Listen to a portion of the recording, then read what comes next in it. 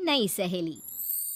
प्रिया kitchen में चाय बना रही होती है और सुमन ड्राइंग रूम में बैठकर मजे से टीवी देख रही होती है। तभी दरवाजे की घंटी बजती है। प्रिया, जरा देखना तो कौन आया है। देखती हूँ मम्मी जी। प्रिया दरवाजा खोलती है तो सामने पड़ोस वाली विमला आंटी खड़ी होती है। नमस्ते आंटी जी, कैसी हैं आप? मैं तो बिल्कुल ठीक हूँ बेटा, पर तेरी सास को क्या हुआ है? आजकल कहीं दिखती ही नहीं है।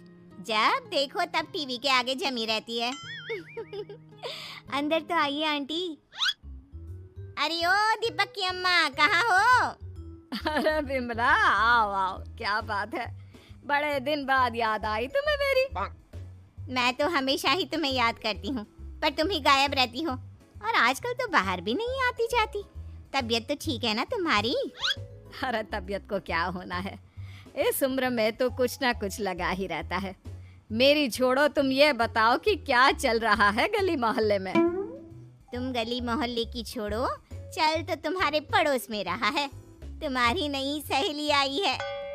मेरी कौन सी नई सहेली? मैं तो यहाँ बस तुमसे बातचीत कर लेती हूँ या फिर बाजू वाली शर्मा की बहू से दो चार बातें कर लेती हूँ। इसीलिए तो कहा कि तेरी नई सहेली आई है। अब कोई पड़ोस में आया है तो बात तो होनी ही है। कम से कम इसी बहाने हमारा भी एक ग्रुप बन जाएगा। फिर सब मिलकर अपनी बहुओं की शिकायतें किया करेंगे। दोनों हंसने लगते हैं। तभी प्रिया चाय लेकर आती है और सामने टेबल पर रख देती है।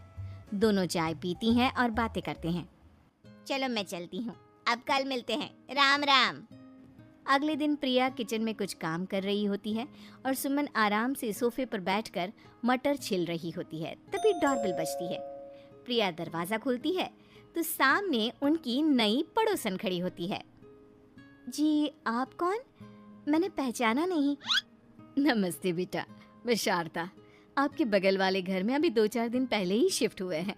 ओह अच्छा अच्छा अच्छा, नमस्ते आंटी, अंदर आइए ना आप। देखिए तो मम्मी जी, आज कौन आया है। इतना कहकर प्रिया किचन में चाय बनाने चली जाती है। नई पड़ोसन को घर पे देखकर सुमन थोड़ा हैरान हो जाती है। नमस्ते बहन जी, मैं शारदा, आपकी नई पड़ोसन। अच्छा अच्छा, आप हैं हमारी नई पड़ोसन। आइए आइए, और बताइए कैसी हैं आप? जी बिल्कुल ठीक हूँ। वो दरअसल घर पर छोटी सी पूजा रखवाई थी, बस उसी का प्रसाद देने चली आई। सोचा इसी बहाने नए पड़ोसियों से भी मुलाकात हो जाएगी। ये तो बहुत अच्छा सोचा आपने। सुमन प्रिया को आवाज लगाती है। अरे ओ बहू, जरा चाय पानी का तो आके पूछ लो। ये आजकल की बहुएं भी ना, जब तक बोलो नहीं तब तक कुछ नहीं करेंगी। आई मम्मी जी। प्रिया चाय लेकर आती है। दोनों बैठकर चाय पीती हैं और खूब सारी बातें करती हैं। अच्छा बहन जी, अब मैं चलती हूँ, फिर मिलते हैं। अब तो आना जाना लगा ही रहेगा। शारदा के जाने के बाद प्रिया किचन से बाहर आती है। क्या बात है मम्मी जी, आप दोनों को देखकर तो लगा ही नहीं कि पहली बार मिल रही हो। आप दोनों तो बिल्कुल बिछड़ी हुई सहेलियों की तरह बातें कर रही थी। अरे जब दो औरतें मिल जाती है ना, तो बातें अपने आप ही निकल आती है। अब तू अपने काम पर ध्यान दे, बातों पे नहीं। ऐसे ही कुछ दिन बीत जाते हैं। अब सुमन और शारदा अच्छी सहेलियां बन गई होती हैं। दोनों एक साथ मंदिर जाती, मार्केट जाती और कभी कभी तो विमला भी इनके साथ मिलकर खूब हंसी ठिठोली करती। एक शाम तीनों बैठकर सुमन के घर पर चाय पी रही होती हैं कि तभी बहुत तेज बारिश शुरू हो जाती है। सुमन जोर से प्रिया को आवाज लगाती है। प्रिया, ओ प्रिया, देख कितनी तेज बारिश हो रही है। जाके छत से सारे कपड़े ले आ, नहीं तो सब भीग जाएंगे। सुमन 2 बार आवाज लगाती है लेकिन प्रिया का कोई जवाब नहीं आता। शायद प्रिया कुछ काम कर रही है, इसीलिए कुछ जवाब नहीं दे रही। अरे काहे का काम, आराम फरमा रही होगी महारानी। तभी प्रिया बीमार हालत में अपने कमरे से बाहर निकलती है। हाँ मम्मी जी, क्या हुआ? मेरी तबीयत थोड़ी ठीक नहीं है ना, इसलिए आग लग गई। अरे सारे कपड़े भीग गए और तुझे सोने से फुर्सत नहीं है। सबके सामने सुमन के मुंह से ऐसी बातें सुनकर प्रिया उदास हो जाती है और छत से कपड़े उतारने चली जाती है। सुमन, ये क्या बात हुई? प्रिया ने बताया ना कि उसकी तबीयत ठीक नहीं, इसलिए उसकी आंख लग गई। तुम भी ना खामखा उसे सबके सामने सुना दिया। अरे आप नहीं जानती शारदा जी, कुछ बहुएं ना बहुत आलसी होती है, घर का एक काम नहीं करना चाहती। ऐसा नहीं है सुमन, तुम्हारी बहू तो बहुत प्यारी है, तुम्हारी सारी बात भी तो मानती है। हाँ सुमन, तुम प्रिया के बारे में ऐसा क्यों सोचती हो? मेरी भी दो बहुएं हैं, लेकिन मैं उन्हें अपनी बेटियों की तरह रखती हूँ। आखिर वो भी तो किसी की बेटियां ही है ना। और अगर तुम ऐसा ही व्यवहार करोगी तो एक दिन प्रिया भी तुम्हारे साथ ऐसा ही बर्ताव करेगी। शारदा और विमला की बातें सुनकर सुमन की तो बोलती बंद हो जाती है। वहीं प्रिया भी बाहर से सारी बातें सुन रही होती है। अरे मैं कोई उसकी दुश्मन थोड़ी ना हूँ, मैं भी उसकी माँ हूँ, लेकिन कभी कभी सास बनना पड़ता है, नहीं तो बहुएं हाथ से निकल जाती है।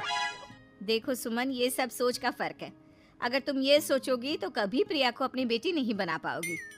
इतना कहकर शारदा और विमला वहां से चली जाती हैं और सुमन अकेले बैठकर उनकी बातें सोचने लगती है।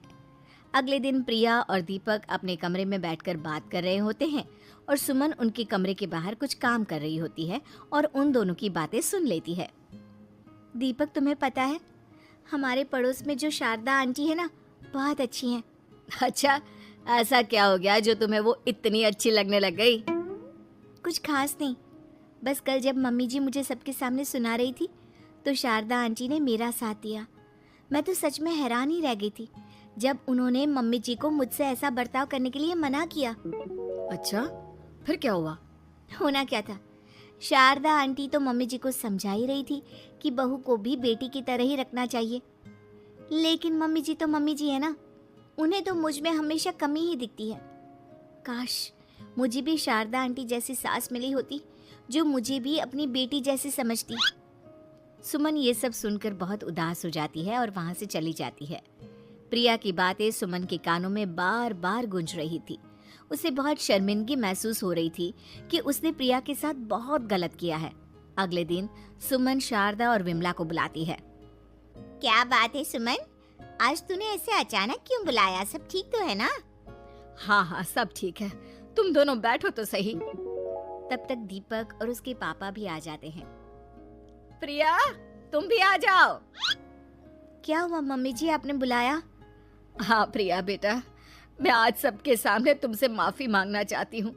मैंने आज तक तुम्हारे साथ बहुत बुरा व्यवहार किया है, लेकिन तुमने कभी भी मेरे साथ बुरा बर्ताव नहीं किया। मुझे अपनी गलती का एहसास हो गया है, हो सके तो मुझे माफ कर देना। प्रिया अपनी सास की बातें सुनकर हैरान हो जाती है। उसकी आंखों में आंसू आ जाते हैं। प्लीज मम्मी जी, आप मुझसे माफी मत मांगिए, मैं भी आपकी बेटी ही हूँ। वैसे एक थैंक यू तो मेरी नई सहेली को भी बनता है, जिसकी वजह से मुझे मेरी गलती का एहसास हुआ। शारदा बहन, आपका बहुत बहुत शुक्रिया जो आपने मेरी आंखें खोल दी। अरे क्या सुमन, तुम भी ना? तो फिर इसी बात पर चाय और पकोड़े हो जाए? हाँ हाँ, क्यों नहीं।